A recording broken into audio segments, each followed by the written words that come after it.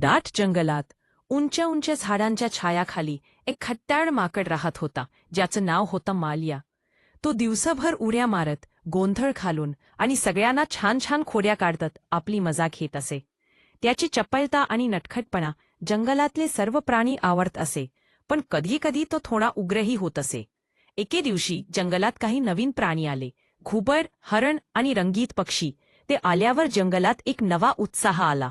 माल्याने त्यांच्यावर पानं आणि फळं फेकून त्यांना घाबरवण्याचा नवा खोडा सुरू केला. त्याचे गोड हास्य आणि खट्याळपणा थोडक्यात थांबले नाही, पण नवीन प्राण्यांनी त्याच्या हसण्याला आणि खोड्यांना प्रतिसाद दिला नाही. सर्वत्र एक गूढ शांतता पसरली आणि माल्या थोडा गोंधळला. त्याच्या लक्ष वेधून घेतलेल्या त्या सृष्टीत त्याला एक गोष्ट लक्षात आली. त्याच्या खोड्यांनी त्याचा कुणीच मित्र बनवला नाही.